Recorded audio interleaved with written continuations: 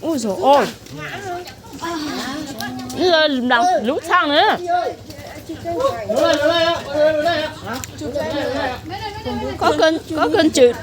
Có cần chở đi không?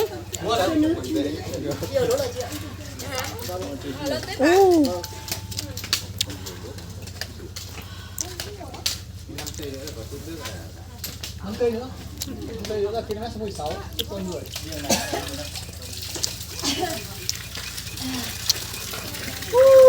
Lên mọi người.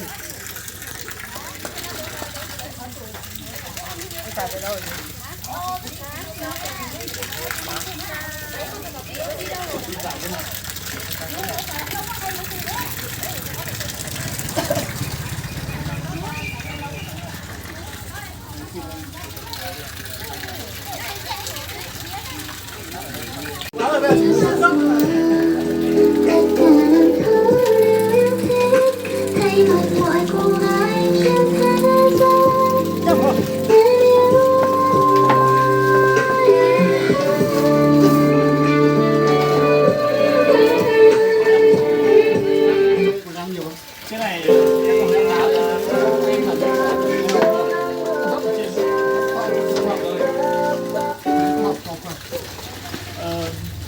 fine computer. Good. Next checkpoint. Checkpoint 10. Five kilometers on five. And trail. Road or what is it? No more rice. Cái này nhưng mà mất đi ơi. Những đoạn trên kia đi ngầm đường mất gần 5 cây đi vào trong cái mỏ đá. Anh nhầm ở trong quay lại. Nhầm ở trước mấy anh. Tức là trước khi đến đây anh đã nhầm rồi hả? Cái đoạn mà trên đường to ấy, cái đường mà đường bụi bụi. Là kêu ta vẫn chờ, chỉ cần có phút giây để chờ nhau thôi. Your pain is always you. It's always you. Hả? Tao lo khẩu. Ủa chiên không? Ăn mua đi.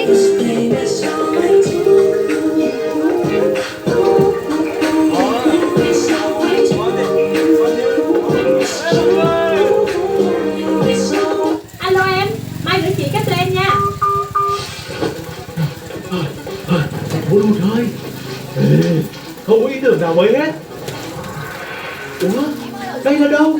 Chào mừng bạn đến với thế giới âm thanh nhiều kênh Immersive Audio của Spotify. Theo như Raw Insight, quảng cáo âm thanh trên Spotify tạo ra ảnh hưởng thương hiệu cao hơn 19% so với các kênh khác. Để làm bài digital, đối tác độc quyền quảng cáo Spotify tại Việt Nam lâu lên các bạn nhé. Tuyệt vời. Yêu lắm cha con thương hiệu lâu đời, hơn 80 năm bên người Nhật Bản, nghiên cứu gia cun công trình khoa học, cả thế giới tình yêu 40 chiều trái mỗi ngày. Trẻ con rất người đông người lớn chúc yêu lâu, luôn với sức đề kháng yên tâm. Nhà ta vẫn như thế. Tới đâu thì tới, em cũng chẳng biết tới đâu. Nếu yêu là khó, không yêu cũng khó, em cũng chẳng biết thế nào. Hôm nay em được kiếm xuyên qua đêm, anh ấy tình kiếm xuyên vào tim. Anh hãy chịu em rồi, anh chết thật thôi. Nếu như một câu nói có thể khiến anh vui, nói thêm một câu nữa có khi khiến anh buồn. Nếu anh làm như thế trong em có không không? Đi lắm, nhưng em không nhận thương, em không nhận thương, em không nhận anh để thương. Giây phút em gặp anh là em biết em si tình, tình tăng tăng tình, tình tăng tăng tăng. Giây phút em gặp anh là em biết em si tình, tình tăng tăng tình, tình tăng tăng tăng tình. Yeah, yeah. Anh tính sao rồi để anh tính sao? Yeah, yeah. Anh tính tạp rồi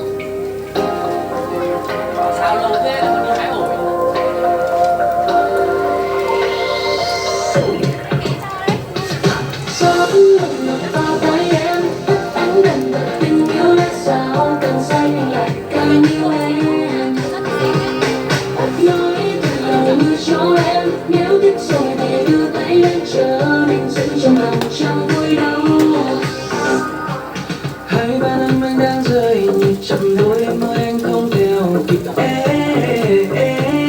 em mà em đang yêu hay đang trêu đùa vì trong tim anh chỉ